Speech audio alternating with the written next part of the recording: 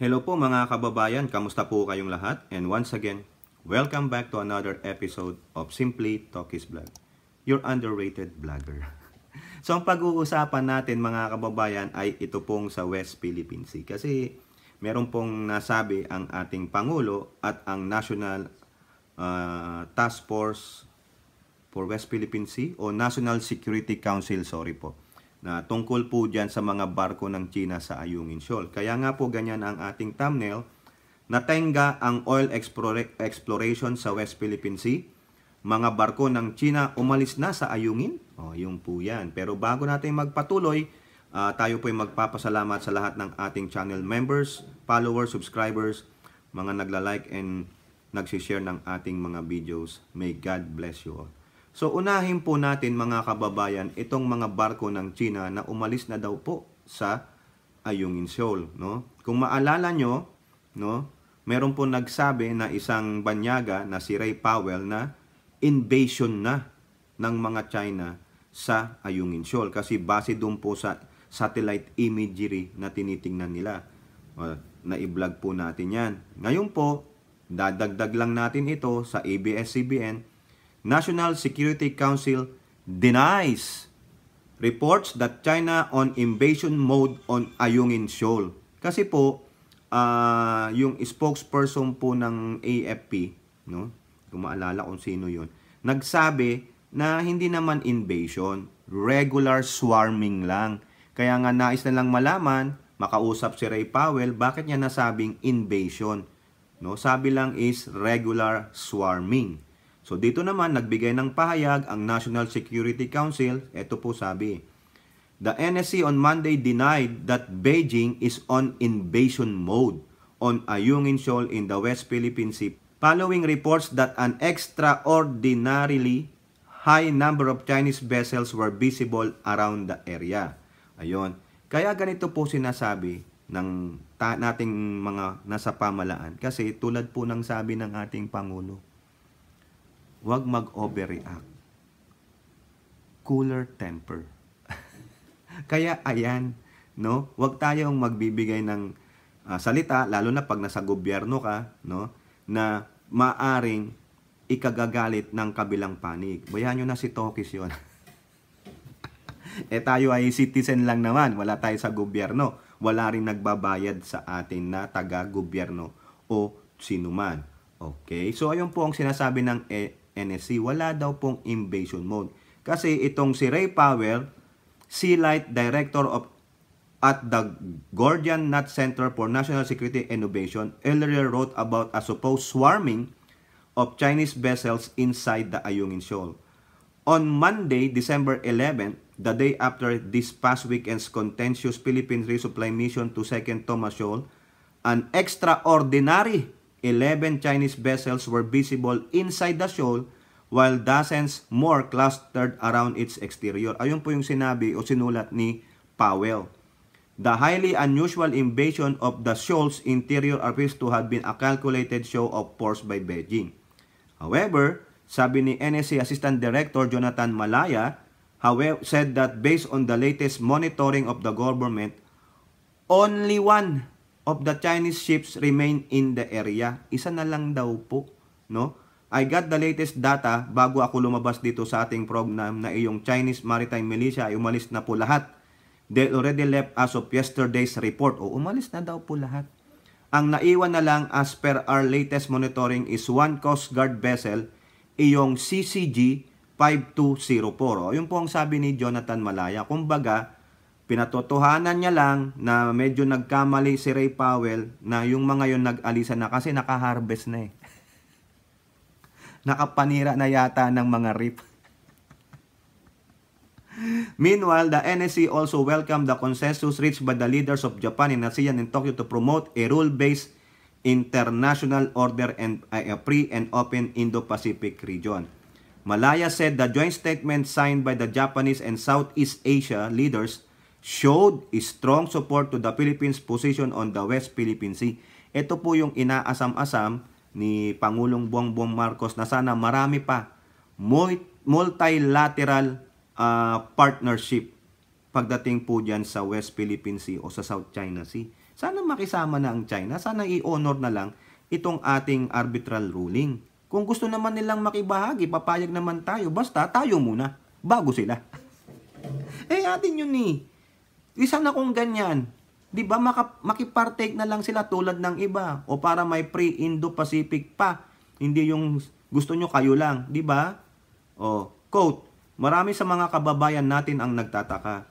Bakit iyong mga ibang ASEAN countries ay hindi nagsasalita kapag mayroong mga insidente na nangyayari sa West Philippine Sea? Kaya ikinatuwa ng National Security Council iyong naging bunga ng pagsusumikap ng ating Pangulong Marcos na mahikayat at yung ibang bansa na suportahan iyong posisyon ng Pilipinas. Correct. Di po ba? Tama yan. No, isa na lang daw po. Pinatunayan pa yan ha. Pinatunayan pa yan sa Philippine News Agency. Ito government, agency. Ha? Only one Chinese Coast Guard ship left near Ayungin Shoal. Inuulit lang natin yung binalita ng ABS-CBN. Di po ba? Isa na lang. Yun nga sabi ko sa inyo, baka nga naka-kota na ang mga walang hiyan, di ba? Ito po, mga kababayan, isasama na natin ito, no? Maiksi lang ito. Oil exploration natenga sa West Philippine Sea, Girian. Ayan po yan. No?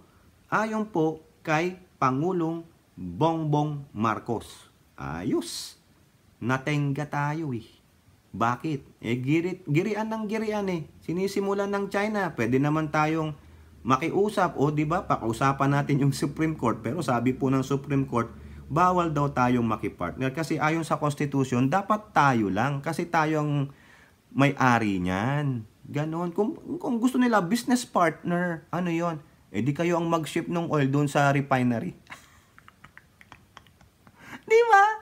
Mga barko nyo, yung mga cargo freight nyo dyan, yun, lagyan natin doon, dalhin nyo, babayaran namin kayo. Di ba? Pero kami ang mag-e-explore kasi sa amin yan. Ganon po Di ba may partnership nga na simulan na yung pag-sip-sip ng oil sa West Philippine Sea. Kaso sabi ng Supreme Court, binasura nila mga kababayan. It's illegal.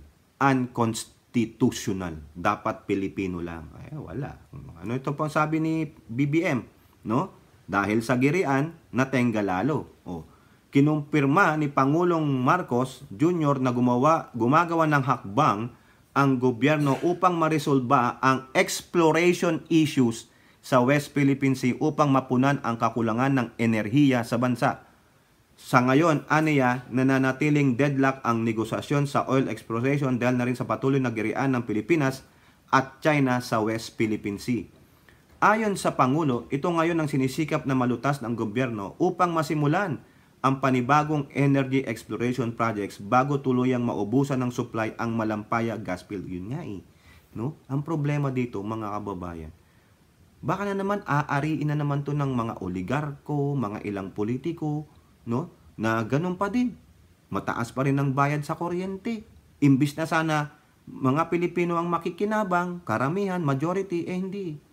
Iilang pamilya, iilang politiko, sila-sila po ang nagpapasasa sa kayamanan na dapat para sa sambayan ng Pilipino, pero sila-sila lang. Yung less than 1% pa. Di po ba? Sinabi ng Presidente na 3 taon na ang negosasyon para sa panibagong energy exploration, subalit napakaliit aniya ng progreso nito. We are still at deadlock right now.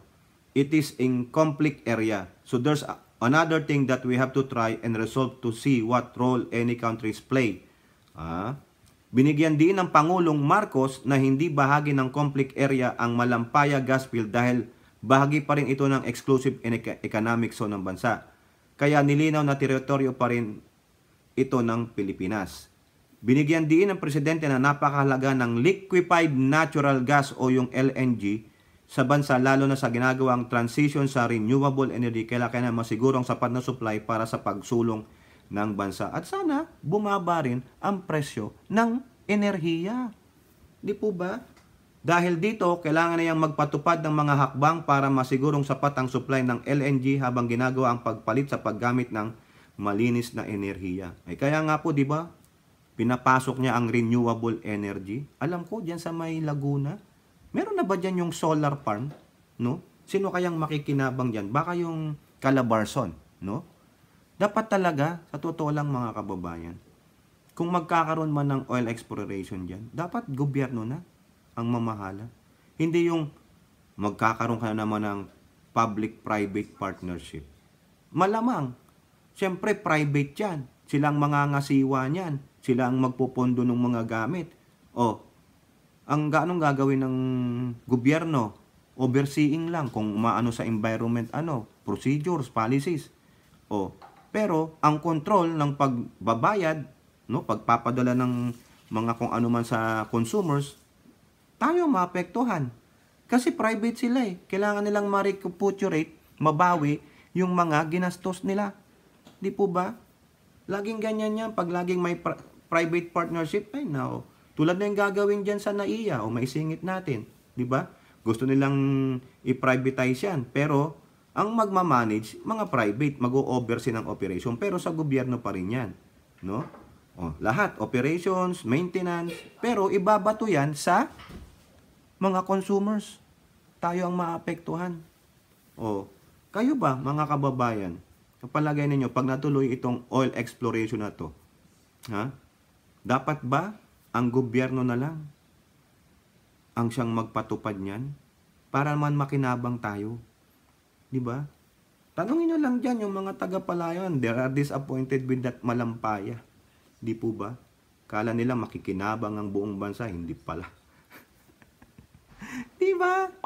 Kayo po, ano pong inyong masasabi? Comment down below. And don't forget to like and share. Hope to see you on the next videos. Bye-bye. God bless.